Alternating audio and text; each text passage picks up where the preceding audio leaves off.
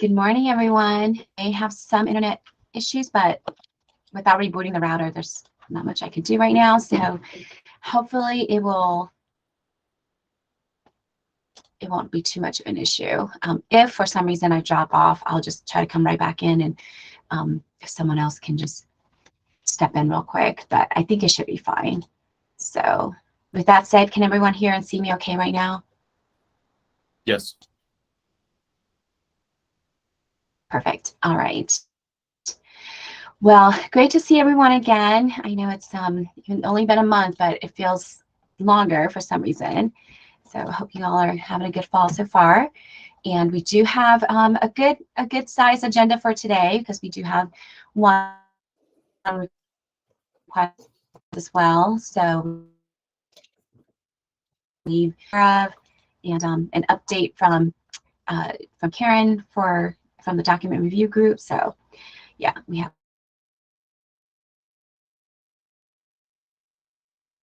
a few. Is that something that you feel like we should still do to clarify the vote that we need to take on the virtual meeting preference? I'm sorry, you were breaking up there a little bit, but I think she was breaking up for everybody. I think what you were asking, Maui, was, do we need to clarify the item for the vote for meeting preference?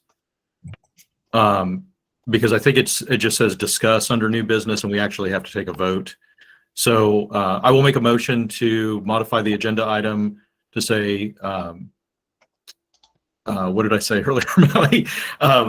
Vote for meeting preferences for future meetings. Can I get a second? I'll second. All right, Nikki seconds. So let's take a quick vote. All approved, raise your hand. Perfect. Anyone against? I think it passes. The motion passes. So we will amend the agenda, and I have it up. Am I still breaking up? A little bit. Okay. It seems to have gotten a little better. I think it helps when you talk kind of slowly to just give the lag a bit of time to catch up. I see. That is so strange. Yeah, I could change rooms. That might help. I will try to talk slower. Oh, and Tara mentioned, do we need to do a quorum check attendance? Good point. So before we jump into any votes, good point. So let's do a quick roll call just to see who's all here, and then we can jump into, well, we already took the vote on that. So let's do the roll call now. So I'll just start off with upper left and kind of go my way around. So if you'll just do a quick introduction, name, introduction, and whether you are a voting member. Start off with you, Nikki. Good morning, Nikki Reed, Community and Economic Development with the City of Asheville, and I am a voting member. Thank you. Rachel, you're up next. Good morning, everyone. Rachel Nygaard here with Buncombe County Government, a voting member, and I'm busy typing away doing the minutes as secretary on my other screen, which is why I'm looking away. Thank you. Dee, you're up next. Good morning. My name is Dee Williams. I'm the president of Dee Williams and Company, Inc., and also the CEO of Eagles Wings Community Development Corporation. And are you a voting member? Unfortunately, I am a voting member. Thank you, Dee. Carl? Carl Alguer, City of Asheville appointee, and I am a voting member. Thank you. Reginald? My name is Reginald Jones. I'm with the Carolina Small Business Development Fund, and I am a non-voting member. And our business associate, Vanya Ramos Ponce, is joining us today as well. Perfect. Thank you so much. And I'm working down my list, but we are excited to see Vanya, I think. Frank, you are up next. Good morning, Frank McGowan, City of Asheville, and I am a voting member. Thank you. All right, so going down the list, Karen. I'm Karen Omansky from Self Help, and I'm a non-voting member. Thank you. Tara. I'm Tara Brown, also with Self Help Credit Union. I am a non-voting member. Thank you. Tim. Tim Love, Buncombe County, voting member. Thank you. Vanya is next. And please correct me if I'm saying your name wrong. Hi, everyone. My name is Vanya, and and I recently joined Carolina Small Business Development Fund as a business consultant. Nice to meet you all.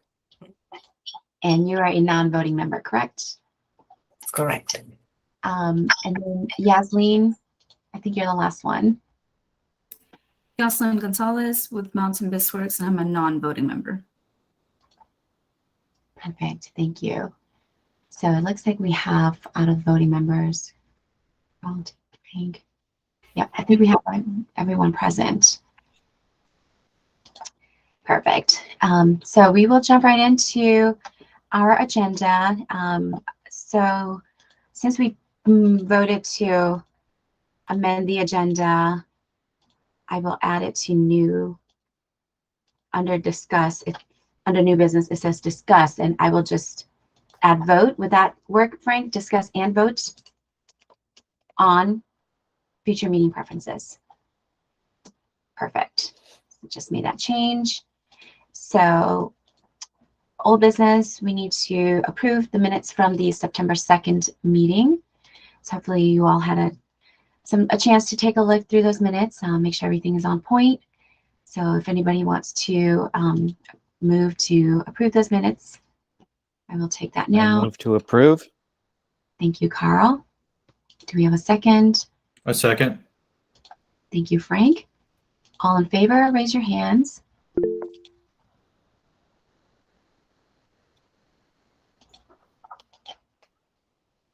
Thank you. Any objections? Raise your hand. Nope. So the motion moves, or sorry, motion passes. I'm looking at too many screens here. All right, so we are good with that part of the agenda. So we will move on to the old business. Karen has reviewed what we discussed last time and made a few updates, and we distributed that most recent revision to the group. And so Karen, if you would like to share your screen, we can kind of just touch on the highlights of those few updates from last time. Sure. Let me do that. Just a moment. Thank you. Okay. I'm going to try to make this bigger. Not exactly sure how to do this. Can you see the screen? Yeah, it's a good Okay. size. Okay. Okay. So what I'm going to do is just look at the parts that that have been newly updated since the last meeting. So the first section is this section 3.5, which is adding in the vice chairperson. I looked at other vice chair, put in what we had talked about, looked at other vice chair sort of language. And so just added that the vice chairperson shall assist the chairperson in carrying out their responsibilities. Vice chairperson shall fulfill the responsibilities of the chair when the chair is unable to attend or carry out their duties. And the vice chairperson shall serve as the next chairperson. Happy to have updates or comments about that.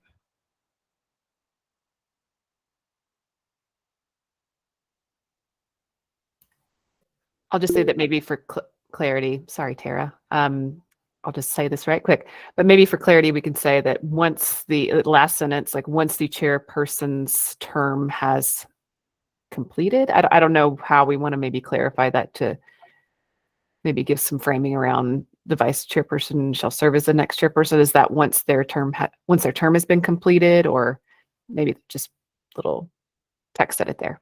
Thanks. Sure. Good point. Thank you, Nikki. Tara? Thank you. I just had a comment on the same section. We still have to have an election, right, to confirm as a group that we want that to happen. Just thinking if there's any issues for any reason that we have with the chairperson. I know this is the ideal situation, but Yeah, I realize, just really quickly, I don't have access to edit, so. Oh, is that maybe under mine? Is that the most recent one that I sent out? Okay. Yeah. So I will approve that access once it comes through. Okay. So good point there, Tara. I was kind of wondering the same, like, because there's kind of a batch of edits, do we want to sort of let Karen finish with the updates and then we take a vote at that point, or have, you know, any comments or suggestions? If anyone has any thoughts about that, because I think there are at least two other ones, right, Karen? Two other sections. Right, there are two others. So I'm fine however folks want to do it. If I would say probably my preference is if there's any discussion or comments on this particular section, we can take that now, but not move further than that until we've reviewed the other two sections as well, and maybe kind of do a batch vote at that point. So yeah, any other thoughts on this section besides from Nikki's? And I approved that share privilege, so see if that works now, Karen. Nope, still not. Karen Rakinsky. Yeah, try to refresh. Maybe see if that helps.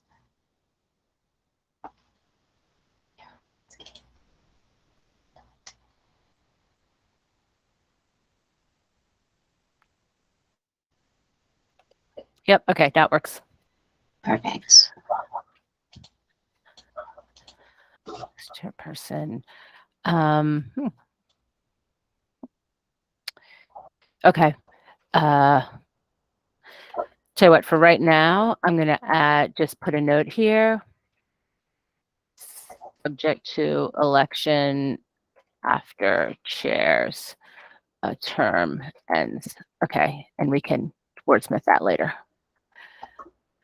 Right. I think just to clarify, you know, mostly for myself, but if the vice chair is going to be the vice chair, we would probably have already elected a person to that vice chair role, knowing that according to this section 3.5, that person will assume the chair position once the current chair rolls off. So we probably won't need to do an election for the vice chair at that point when the chair's term ends.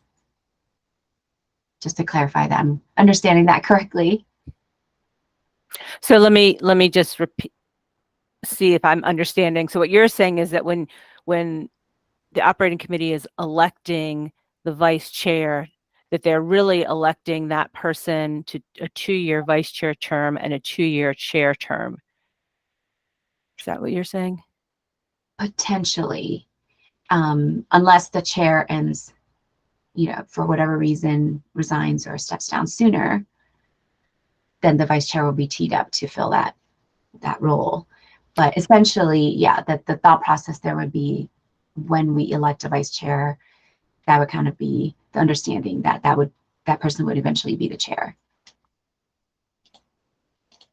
So again, that's just my understanding, but if anyone else has any thoughts or clarifications there to add.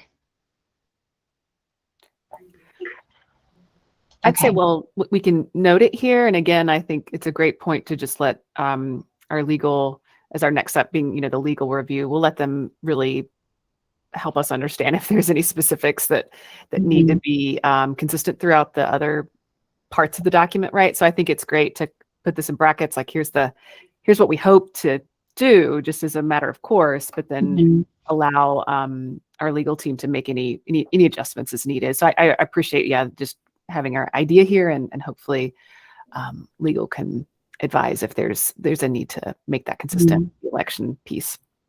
Okay, Yeah. Okay. Perfect. Thank you. Okay, we can come back to this, but I'll move on. The next section is section, oh, and the other change I made was just updating the numbers then for this section. The next section was down to 4.3, notification of trigger points. So I changed it that instead of the operating committee being notified, that instead the operating committee will notify the fund sponsor, note holders, other Mountain Community Capital funders, participating lenders, this should say, as defined in allocation. So just so you are aware, the note holders include the city and the county. Other Mountain Community Capital funders, right now that would be Dogwood Trust, if there are others, and then participating lenders include Mountain BizWorks, Self-Help, and Carolina Small Business.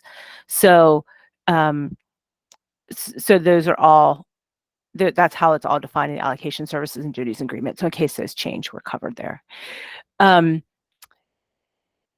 other thing that we had talked about that I've been thinking about and wanted to suggest was we had talked about sort of moratorium triggers as they're outlined in that allocation and services and duties agreement, and then potentially like caution triggers. So if there are, before we get to those moratorium triggers, to sort of have warning. And as I was thinking about it, I don't know. I think the question for the operating committee is, do you want to start reviewing the data on those trigger points at each meeting or quarterly? Because if you do that, then I guess I asked, do you really need to come up with like a caution trigger? Or if you're reviewing that trigger on a regular basis, that those indices, you are already monitoring before you get to that trigger point. And so that's something that I wanted to throw out to the group.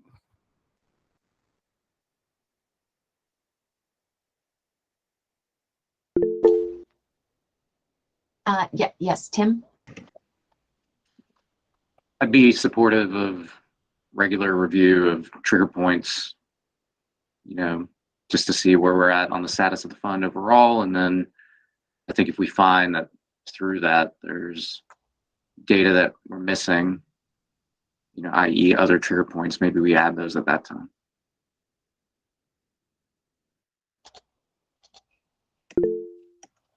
Thank you. Did someone else's hand just go up? I can't tell. No. So I've been thinking about this kind of whole trigger point discussion as well. And, you know, there's a section down below about subcommittee. And I kind of, in my memory, we've been kind of touching back to the trigger point discussion for a little while now. And it can get, you know, a little bit more technical. So I wonder, you know, my proposal is if we would consider creating a subcommittee or some other ad hoc group to sort of specifically address that trigger point conversation, because we've, you know, we don't have necessarily enough time in these monthly meetings to kind of go dig into that in detail. But again, the reason why it's been coming up is that now, given the larger fund size that we have and having some history now with this MCCF, I think it's a good time for us to reevaluate what those trigger points may be. I just don't know if this large group setting is the most effective way to do that, or just to kind of get that dialogue going. So I would appreciate any input or thoughts around that proposal. Carl? Yeah, I think that's a really good idea, and I think we do need to define them and report on them, and I would be happy to help in that regard. Mm-hmm. Thank you. I like the thought too, Maui. Got it. Any other thoughts or objections for Karen? If not, Karen, do you think that the best course of action would be to just leave what you currently have right now? And if and when we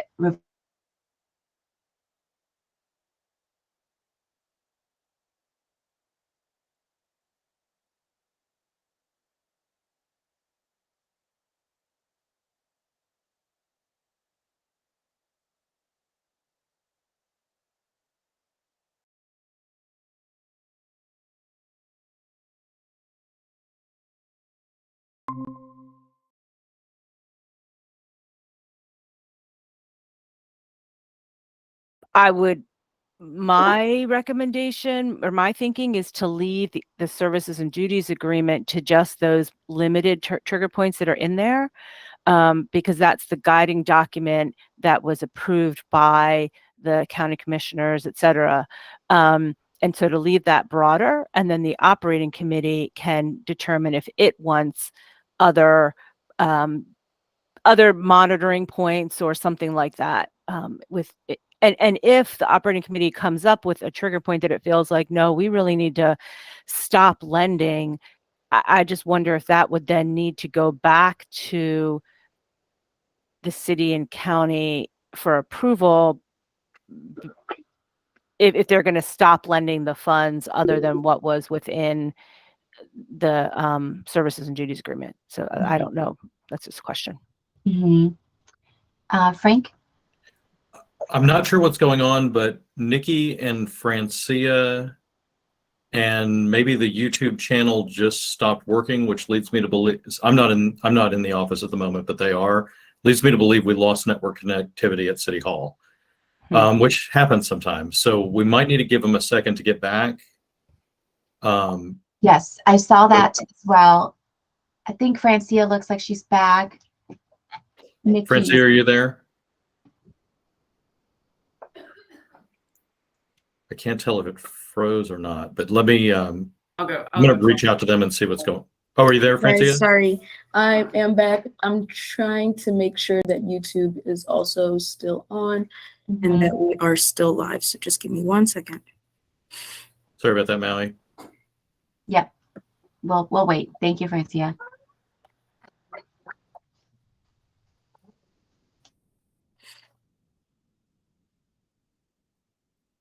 We are still live, y'all. Y'all can continue. Sorry for the interruption. Okay, thank you. So we are good to resume. Okay. Those are all great points, Karen. Thank you for bringing that up. I do remember that the services and duties agreement it's kind of a sort of a master document that would require a few more layers to get any changes made in there. So for the sake of this document, rules of procedure, what you're saying is that if we were to propose additional trigger points that were not necessarily in conflict with the overall, the larger document, then we could kind of just put it in this document and not have to mess with the services and duties one, right? Yes. Yes. And then again, I think maybe that group needs to have a discussion too about whether they can set a trigger point that would be a moratorium on lending through this, or whether they're more like the caution trigger points that we discussed. And if that, or if there's other things the operating committee wants to monitor in terms of fund performance, just on a regular basis, like monitoring the trigger points that are already named. Okay, got it. So I'm writing these down for my personal notes. Okay. When we say regular basis, I think it's quarterly that we do our overall fund performance review. So I wonder if that is helpful to specify. But like Tim said, I feel pretty good about the way that we've built those data into our practice of monitoring that fund level data. Mm-hmm.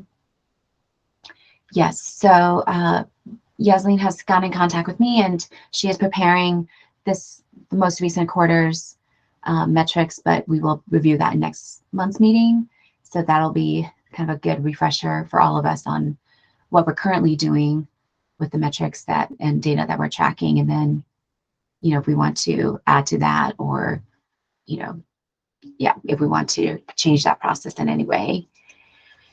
So for the sake of time, I suggest that we just leave what Karen has right now, and we discuss forming that subcommittee separately. I know that we have a subcommittee section later down in this document as well, and I don't know if we've done an official subcommittee before, if that's something that we want to do for the sake of this discussion, or if we want to do something else that's less official than the subcommittee.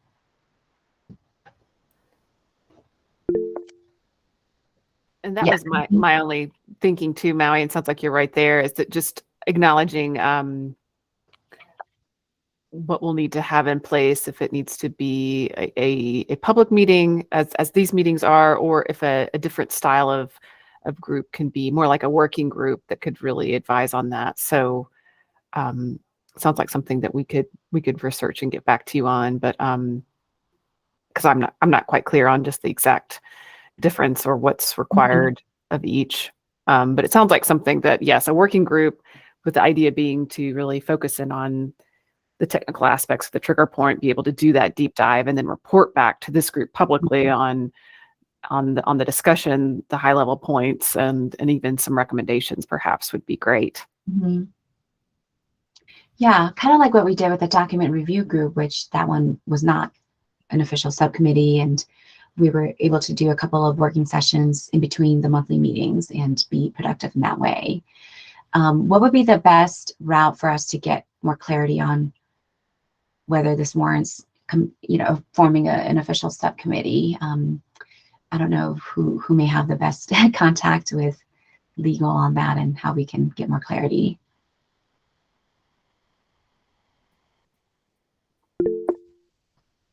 Yes, Tim? So just to clarify, do we feel that we need to get additional clarity? If there's no quorum, my understanding would be that we would be able to have a small group meet, which like we just did. I don't see the need to create a subcommittee. That seems more long-standing, just kind of a. It seems to. Sorry, Tim, I didn't mean to step on you there. Please. Yeah, I would concur. If we have a small working group or a task group that is not a quorum of this committee, so they're not taking action, they're simply working through details to bring recommendations back, but this group is, quorum of this group is really initiating the changes. I don't know that I don't believe that it would require legal review in that regard. We're just I mean, I could double check it with the city clerk's office, but I think we're on pretty solid footing there. Got it. So that would mean the group would probably be just 3 people at the most. Yeah. Okay. I mean, if everyone feels good about 3 people kind of doing a working session, I mean, at least to take a first stab at it. It is the scope is fairly defined to the trigger points, so I wouldn't imagine it, needing everyone's input in that initial stage. We can kind of go with that. So it sounds like Carl is up for it. Does anyone else feel strongly that they want to be a part of that group to review trigger points? I'm happy to be a part of it as well, because, on a side note, like I love finance, and then this is kind of my wheelhouse. So I'm happy to be a part of that with Carl. Anyone else who wants to be in on it? I would recommend that whoever's on it maybe look at the last, what we get in those quarterly reports, and then maybe talking with either us or Mountain Community Capital, Mountain BizWorks, just in terms of what's the data that we're already looking at versus would there be other things, and then if there are other data points, are they possible data points to get before proposing? Right. Got it. Okay. Yes, Carl?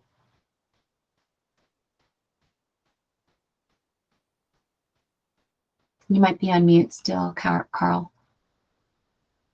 Sorry. I'm still stuck back on, Nikki's question or comment about, can we really install additional trigger bill question we need to have answered first? Or are we needing to install something that would not be approved?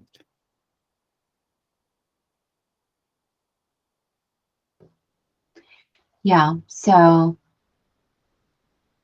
I think Nikki, your question was around the subcommittee, right? That if we were to. Right. And I'll, this is the function of quick text messages between your city clerk. So I was able to reach out to Sarah Gross as we were discussing this, and she did concur that a working group is an informal body of a public committee, and so can be formed informally to tackle specific tasks, so long as it's a less than a quorum of the full board. So it's good news. So I think we are clear then to establish this working group. Hearing from Karen too, I mean, we do have some non-voting members of this board that I think would be helpful participants in this discussion. And so if that's helpful, Carl, I didn't hear all of your question, but I just did want to make that clear so that we can take this step if we want to today. Thank you. Did that help, Carl, clarify? Yes, it did. Oh, yeah. Thank you. So you feel good about us moving forward with the task force? I do. Okay, perfect. And that's a great suggestion, Nikki. So if any non-voting members want to be a part of that, we would welcome all the input, you know, and it will make for better discussion in addition to Carl and I. So feel free to think about it some more, and feel free to email me if you want to be a part of that. And then Carl, you and I can coordinate offline on when's a good time for us to meet. All right, well, thank you. Karen, we took a little detour there, so feel free to move along. Okay. So the next one, so this one, I'm just, well, tell you what, let me go down and then I'll come back to that. For the credit underwriting committee, so we had talked some about, originally we had made the change prior to all of this, that the committee shall function as the credit underwriting committee.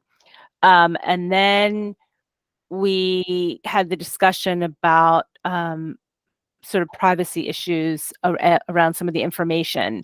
And my recommendation is actually to go back to the original language, which would just say the committee shall designate and appoint 5 members to a credit underwriting committee, one of which shall be the representative member of the city of Asheville, one Buncombe County, et cetera. And the reason that I'm suggesting that is because there's nothing in the document that states that the committee can't designate its own members to be part of that credit underwriting committee. And I think the question then is, and this is something that had come up again in this issue of privacy, was then does the credit underwriting committee, does it need to be public, or can it share other information that just stays within that committee? So that I don't know that. So this would probably qualify as a subcommittee, I would think, if we were to go back to, you know, having a credit underwriting committee that, you know, is 5 out of the 7 members, so that would be quorum. So it would probably qualify as a subcommittee. And if I recall correctly, further down in the, oh yeah, so this is under the subcommittee. Okay, so I think there's language about it being a public forum, if I'm not mistaken. And we've gotten previous legal guidance that going into closed session is a very, very narrow,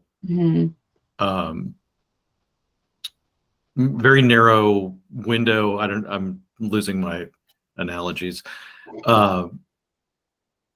So, you know, the idea that if we're going to be meeting publicly, that same looking deeper into a particular organization's finances, for instance, we may not be able to share that information in a confidential way.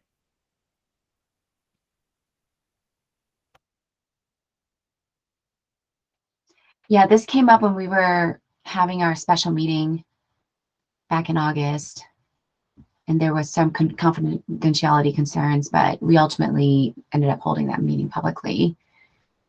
So I think your concerns are definitely valid, Karen, and your recommendation. You know, I again definitely see your points there. I wonder how the larger committee feels about us kind of circling back to the original language. I think some of the intent of us going away from that original language was just that there are already so few of us. So to kind of break off most of us into a separate group, you know, may not be necessary, especially if we're not accomplishing the confidentiality goal there either. So anyone have any thoughts on whether this warrants further discussion to loop back to the original language, or do we feel comfortable keeping it as proposed currently? D. Can you refresh me? What is the original language? Was it a subcommittee of what, 3 or 4 people, or what was that? Yeah, the original language is just the committee shall designate and appoint 5 members to a credit underwriting committee, one of which shall be the representative member of the city of Asheville, 1 the representative member of Buncombe County, and then the remainder that you see there. And it could be changed, shall designate and appoint a credit underwriting committee. So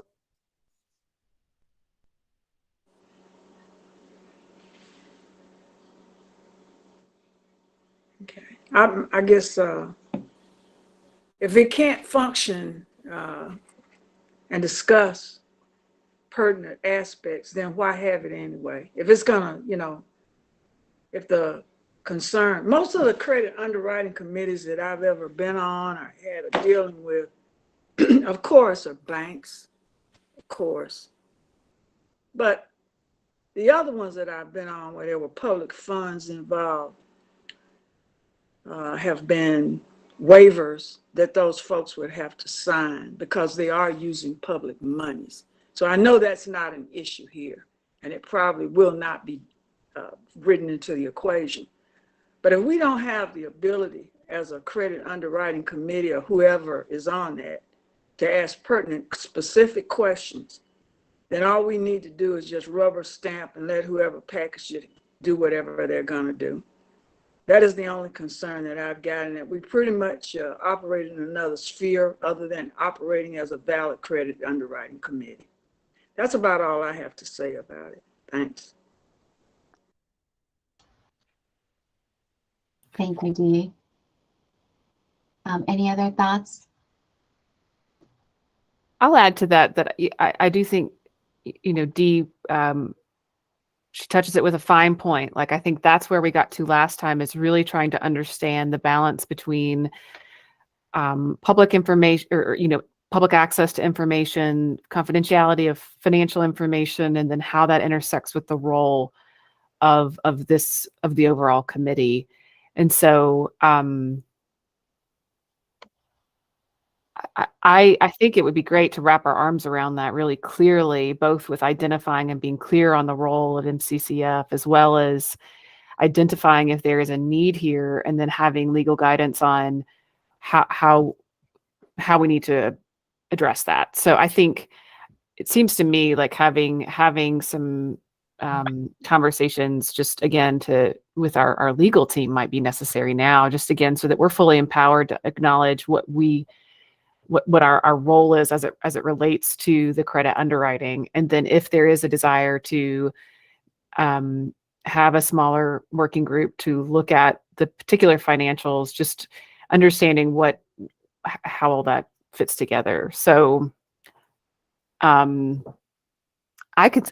would think, and maybe Frank, I'd like your opinion here, is that City of Asheville, we could go back to our city attorney and have that conversation with their office in that twofold way. Is one, just perhaps even to help clarify and understand the role of the committee as it relates to our agreements that we have with the duties and services performed by our partner banks, but then also just be clear that this is a point of concern that we've noted, and just understanding how that role then would then inform whether we need to consider a specific way in which to have this credit underwriting. So we can put that on our to-do list if that makes sense. Maybe even have legal come back at the next meeting of this group to share out that information, because I think we still had some remaining questions even after our last convening. So I'm happy to do that if that's something that makes sense for this committee and we think it would be beneficial. Thank you, Nikki, for offering that. And me personally, I do think that would be beneficial. And the more clarity we can get, the better. Because, you know, we've kind of spun our wheels a little bit, even just on this section of 5.1 here. And I think what you sense probably is the underlying issue there is we don't have a good grasp of how much, you know, power and authority and what our role is in this credit process. So if you and Frank can take that on and report back next month, I think that would be beneficial. Rachel, any thoughts from you? Clarifying question for Nikki. I'm listening for next steps. I heard you mention legal once before, which was when we were discussing the section around vice chair. So is the intent to bring this full document to City Legal for review? Or are you specifically going to them with a question around credit underwriting committee? I think it's two things, because I think even in our past meetings, and Tim helped me out here, like we had both acknowledged that both county and city legal would likely want to review proposed edits to any kind of legal document, obviously. I mean, I think what's helpful here is that as the service providers and the administrators, we're providing good content for consideration, but ultimately any final blessing on these changes are going to have to be reviewed and developed, approved, revised by our legal teams. And so again, I think I think in the past we both mentioned that city and county legal would likely want to have that ability to review and approve. And then I think it's an and, right? So legal will want to review all of these changes, and I think legal would have the capacity and be the right entity to advise us on the role of the committee as it pertains to our lane, right? And versus like Mountain BizWorks lane and our partner lanes. Like I think that would be helpful. And I think that's something that, I mean, again, I can make the call to legal, have the meeting, talk with them about it, talk to them about some of the where we are now. And again, you know, and see if they have a clear understanding of how that, of how our role is. And maybe they won't be the right person to ask, but we'll start there. But so if it's okay, that would be 2 action steps. One is just to get further clarification from legal's perspective on the role of MCCF with maybe some more specific details about this ability to form a committee if needed. But then also to note that once these documents have had suggestions by this group and the working group that may want to inform the trigger point discussion, that yes, we would ultimately have legal put the final approval on the document. Got it. So not ready to send them a draft yet. 2 things going on: a subgroup for the trigger points, and then a legal sort of advising conversation related to credit underwriting. I think that's a good way to put it. Tim? Sounds great. Nikki, appreciate you taking that step. I'd recommend that we do a joint legal conversation just to keep this thing moving. Feel free to update city legal prior, but I think we want both legal departments together to kind of discuss. That way we're not kind of having segmented conversations. So. And I'd like to request, whether it's with that legal or before we come back to this committee, that I'd like to bring our legal into this as well, because I just want to make sure that from the sort of privacy concerns, you know, as a credit union, we have regulations we need to follow as well. And we do report to funders, but just may have ways to anonymize some of the information. And so I'd like to just make sure that that those ideas and concerns and solutioning is that we're involved in that as well. Perfect. Thank you. So I guess for now, Karen, we're not changing this because we need further clarity pretty much on right larger role. So yeah, that's good for now. We can keep on moving. I know we're also coming up on time. So just one last minor thing. So we took this section out and everyone's in agreement on that because this section right above was around termination of the fund. But one of the questions that come up was this D, which you can kind of see through there, that said so this is the fund may be terminated prior to maturity by, and section D said any participating lender as to that participating lender by providing written notice. And I went back to our legal, and to them when they read this, it's just as I had said, that saying any participating lender, comma, as to that participating lender means that participating lender can only terminate their portion, like their involvement in the agreement, not the full agreement. And I know that had come up before, so I wanted to clarify that. And if others are going to their legal teams now for other things and want to just make sure that's the same read they have, then they can do that as well. But those were the only changes. okay, so for that section D, just real quick, it's still, strike through is also through that, but I think, wasn't it already in the other document? Is that why? Right. So it was just more the language, sorry, somewhere up here I have in this language, this is the services and duties agreement, right? So that termination is in here. Here we go, Article 12, page 11.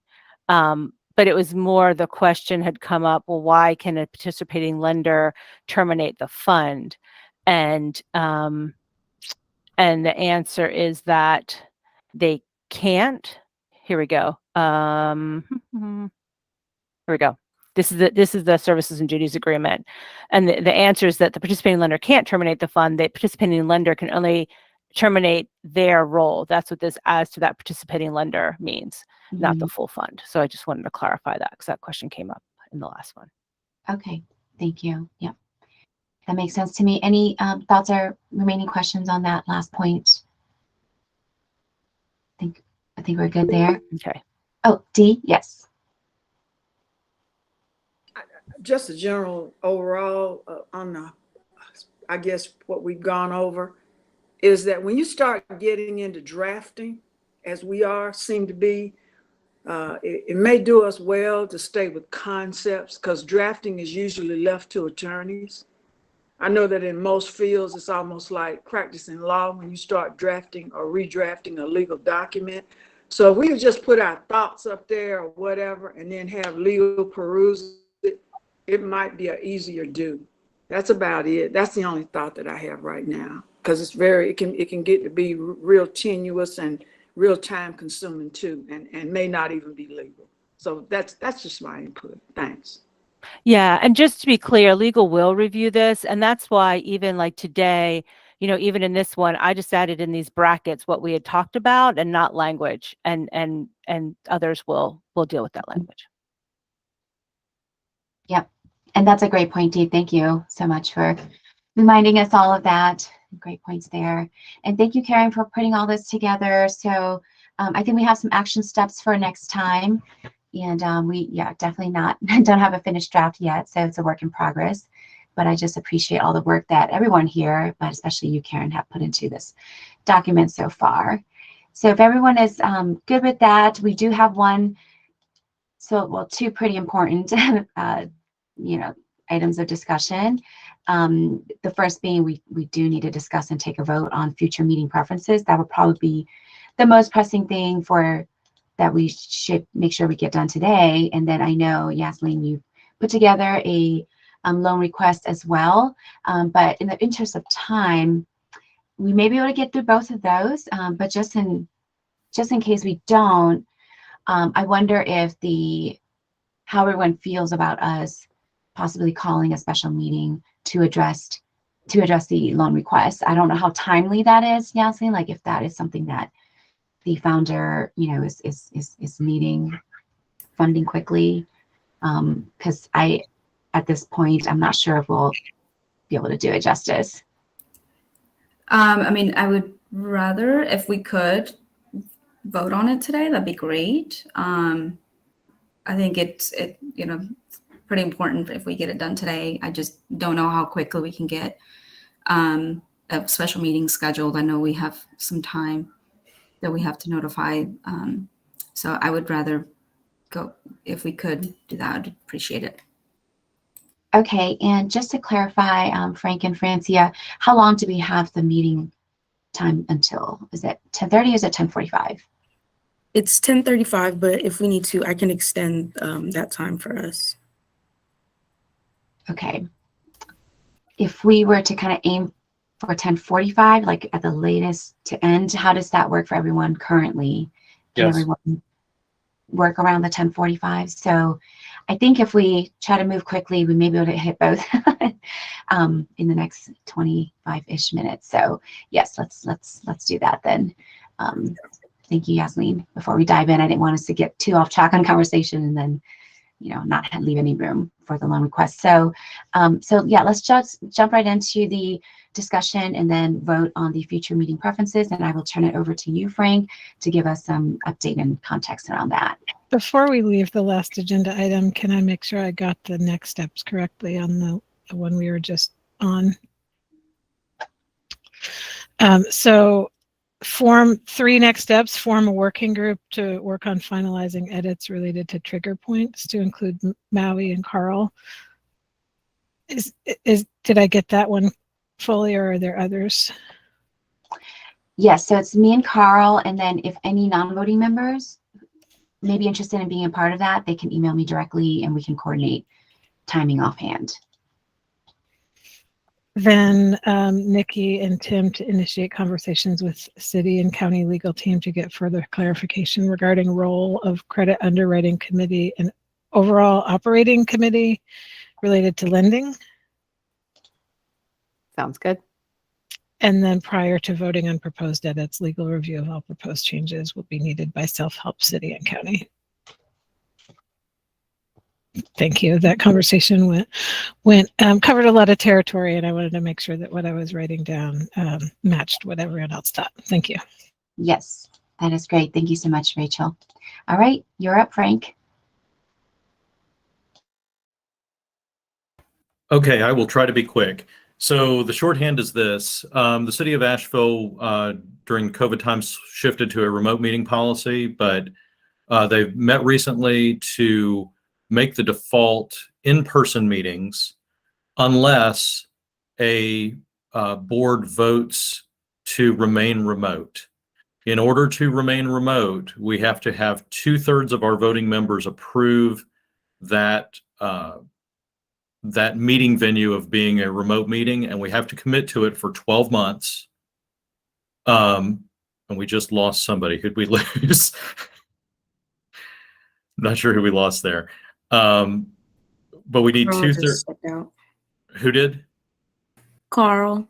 Okay, I hope he comes back. Anyway,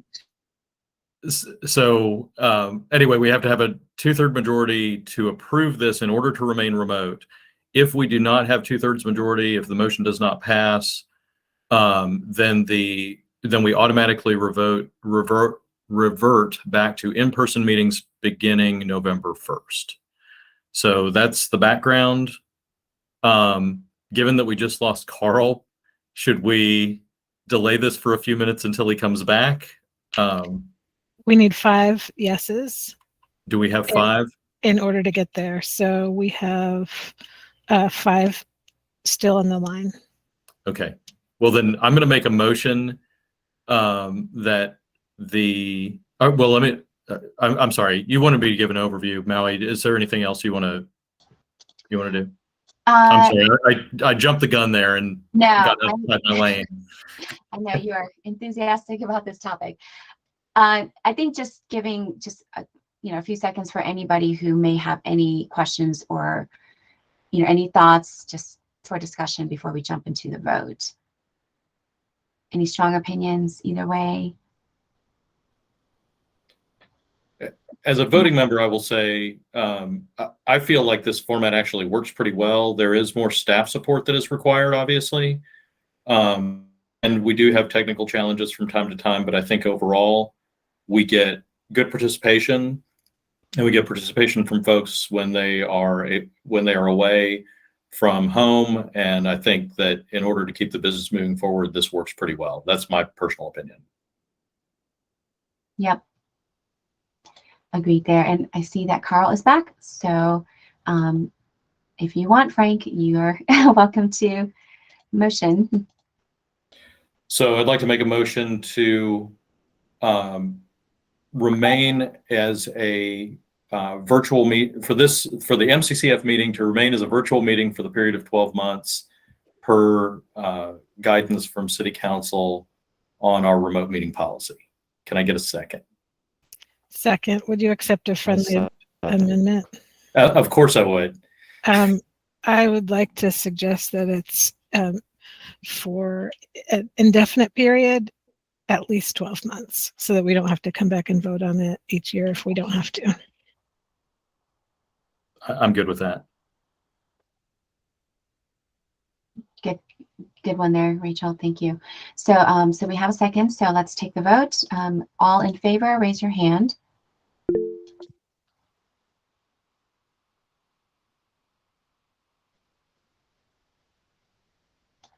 Perfect, Rachel, you got that. And then any opposed, raise your hand.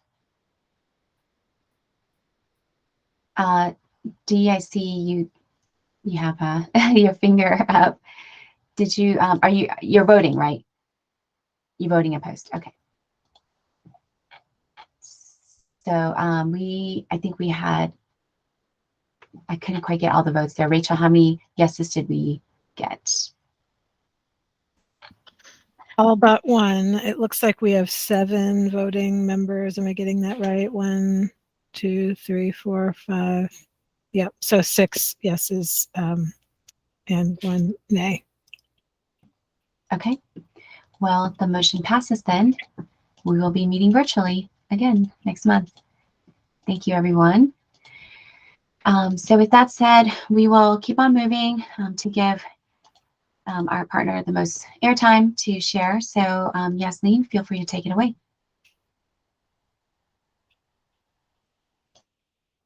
All righty, give me 1 minute. I will share my screen.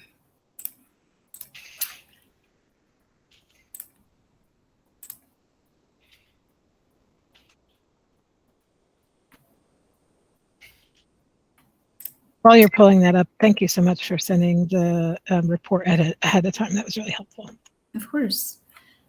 And it doesn't seem to be allowing me to share my screen for some reason.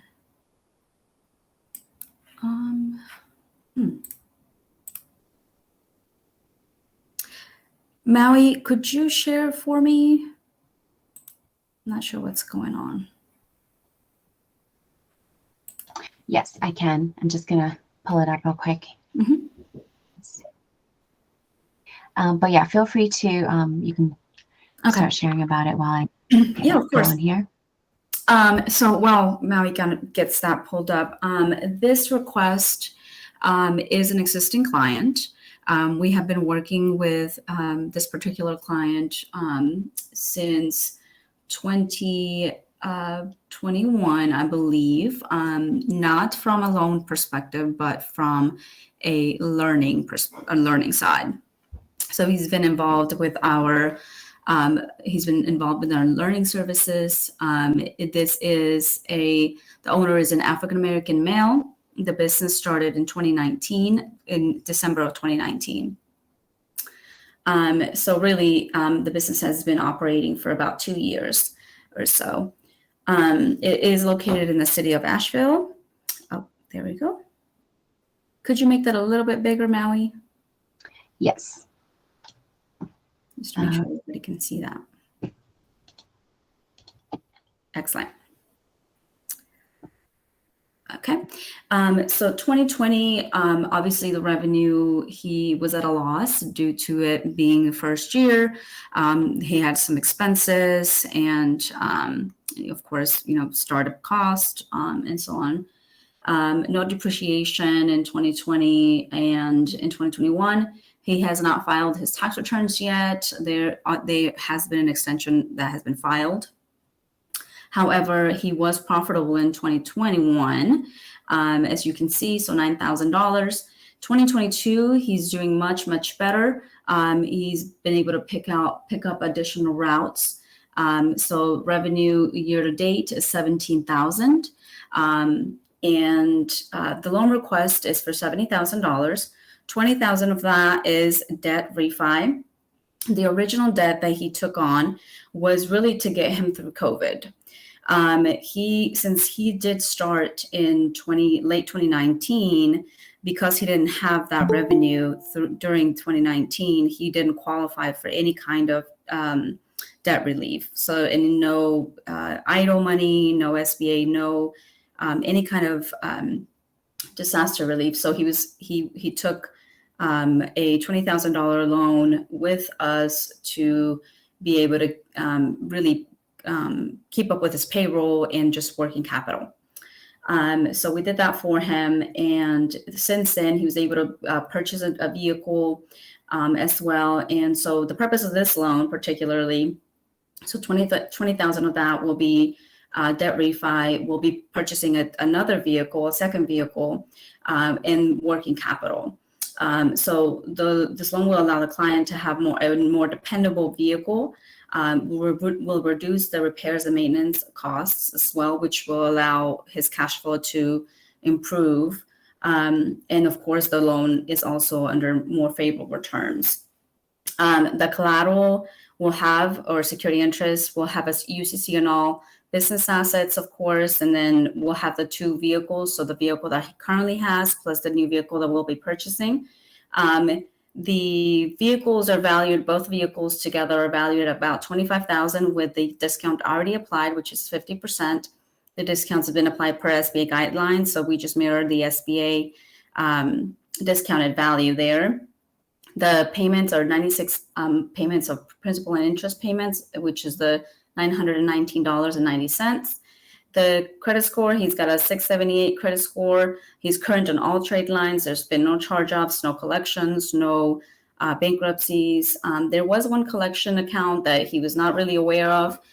This has been resolved, and there are no concerns moving forward. With this funding, he's going to be able to also bring in another driver. So it will be a full-time job created and 3 full-time retained. Like I said, he's been involved with Mountain BizWorks from the beginning. He's received 15 plus hours of coaching and technical assistance in accounting, marketing, general operations, cash flow management, HR, and of course, we've documented that in our systems. And so I just wanted to also note that he's been a credible operator with 27 years plus of experience in the transportation industry. He showed resiliency through COVID, although he was not really he wasn't eligible for any of the disaster relief funding. And in 2022, although inflation has impacted the industry, he's been able to really expand his business. And so what we were seeking is 85% guarantee of $70,000, which is about $59,000. So with that being said, I'll go ahead and open it up for questions. Go ahead, Dee.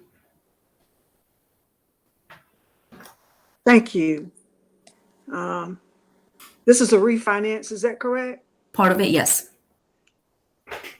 Part of it? What portion is a refi? 20,000? 20,000. Mm-hmm. Okay, so what is the APR on that refi, the existing loan? 8%. What is the new APR? 5%. Okay. And what term, how long was the loan for? Is it for 8 years? This particular loan is for 8 years. Yes. Okay, and the useful life of the equipment? Say that again. The useful life of the equipment, is it makers, acres? What is it? Is it straight line? What is the useful life I don't that understand. he's purchasing with it? He's purchasing a vehicle. How do you depreciate the vehicles? How long do you give them? What is the life of the whatever you got a lien against? We don't depreciate the vehicles. That's completely on their tax accountant. So he does not have a depreciation allowance on his taxes, either a 129 or 48, none of that, correct? He has filed an extension for his 2021 tax return. So we don't have He's overdue, his is 2021 tax return yet. Okay, he has not filed and he's late, is that correct? He's not late. He's filed an extension.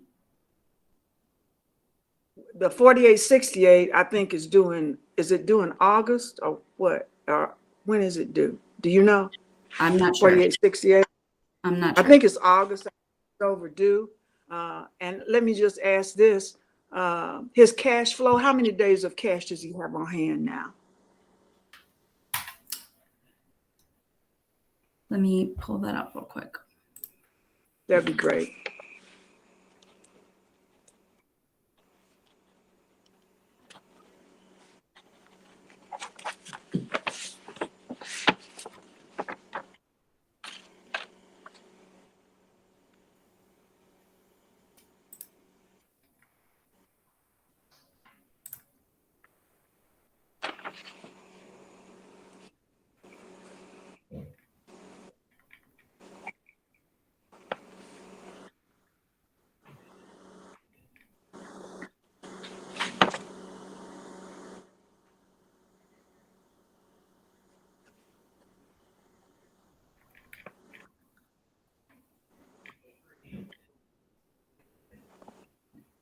He's got $5,300 in cash. How long will that carry him? How many days? Do you know? I don't know specifically how many days. Okay, and let me ask you this. How long is the moratorium before he begins to make a payment? Usually give him like 6 months. Does he have 6 months without interest or principal or interest, or what are the terms? Right now he has about 45 days with no payment. 45 days? Yes. Okay. All right. Thanks a lot. Appreciate it. You're welcome. Thank you, Dee. Any other questions or comments? I don't see any hands raised.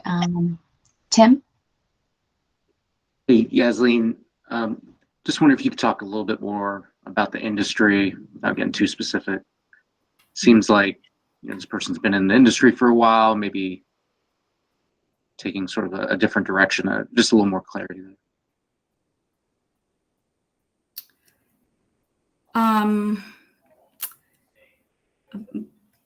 As far as I'm not sure as far as what do you mean specifically? The comments, the special comments at the bottom indicate 27 years of experience in transportation and driving, and so I'm just trying to understand the difference between that 27 years versus kind of this new venture in 2019. Yeah, so from he obviously been in the industry for a very long time, but decided to go ahead and kind of start his own business. He's always driven for other businesses before, but decided to kind of start his own venture with close employees. Yeah, I mean, he's managed and overseen, significant businesses before. And of course, with the COVID had a big impact on his business, but clearly we've seen resiliency here with this specific client, and believes that we believe, and he does as well, that he could really grow this business quick. Thanks, Yasleen. And I wonder if you could talk a little bit about that growth comment and just kind of, the planning that's going into that with y'all from a technical assistance perspective, whether it's marketing or anything. Yeah. So, I mean, yeah, we've not only supported him pre-funding with technical assistance and creating an intentional marketing plan, but we've also got systems in place to keep supporting him post-loan, and really be intentional in how to manage his payroll costs and his human capital as well.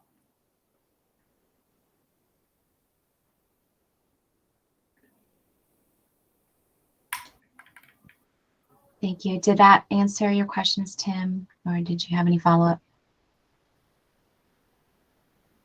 I think that helps. Thanks. Thank you. I did have one, just a quick question on the purpose and use of loans for the second vehicle.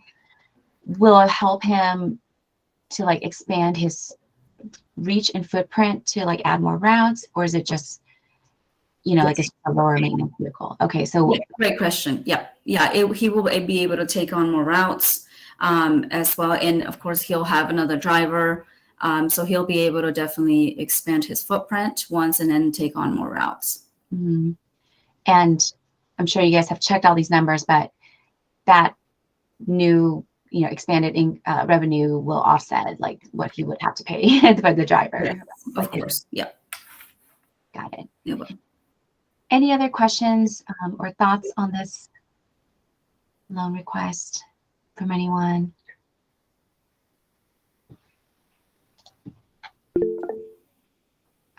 Let's see.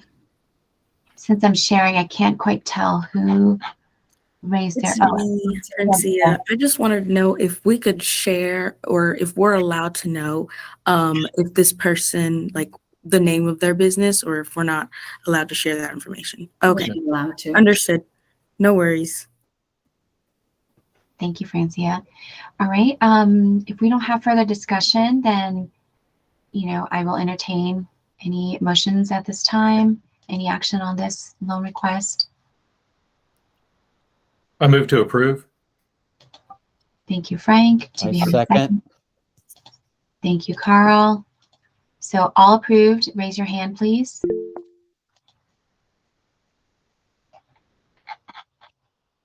All right. So we have, let's see, 1, 2, 3, 4, 5. 5 yeses. All opposed, raise your hand, please.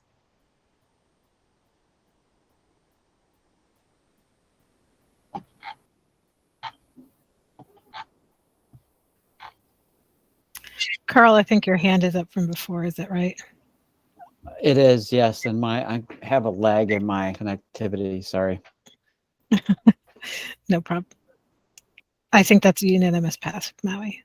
Oh, okay. So for some reason I only read 5, but maybe the other 2 were non-screen. Okay, perfect. So the motion passes and the loan request is approved. Thank you so much, everyone. And thank you, Yasmin, for that presentation. I'm going to stop share now, and then we will go to public comment if we have any waiting.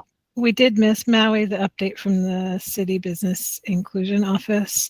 If the city staff would just share that briefly. Sure. I can do it very quickly. So I wanted to let folks know that Angelica Driver has resigned from the City of Asheville as the Business Inclusion Manager.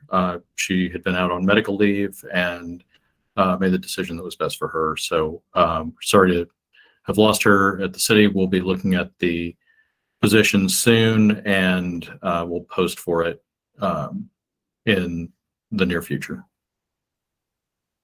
And I'm sorry, I should go ahead and mention. So I'm in an interim role in CED at the moment. So I'm stepping into that role, sort of backfilling for Angelica in the ABI office. So wearing two hats for the moment. So I'll be anxious to get that role filled. And that's all. Thank you. Thank you, Frank. Appreciate the update there. And Francia, do we have any public comment? Oh, Tim has a comment. We have a slight update. Since Jeff Kaplan left, we have a vacancy with Buncombe County appointees. The Buncombe County Commissioners considered 2 applications and conducted interviews, and on Tuesday appointed one of the 2. And so the selected person is Hunter Guzman. Some of you may know. Hunter's been in the area for a long time, background in sort of running the operations of ERC Broadband. So looking forward to welcoming Hunter, hopefully to our next meeting. But Maui, once our formal notice goes out, I'll make a connection to you, and then we can talk about how we onboard Hunter to get him up to speed. Perfect. Thank you, Tim. That's a very welcome update to round out our group more, and look forward to meeting with Hunter, and we'd love to just get some one-on-one time with him as well. So I'll be looking out for that introduction. Thank you. All right, so I think we'll finally jump into public comments if we have any. Francia? We do not. We don't. All right, well, we made it, everybody. We made it through our whole schedule. So if we don't have anything else to address, we can go ahead and adjourn the meeting, and I hope everyone has a great weekend and fall leaf season. Take care. Bye, everyone. Bye. Bye, everyone.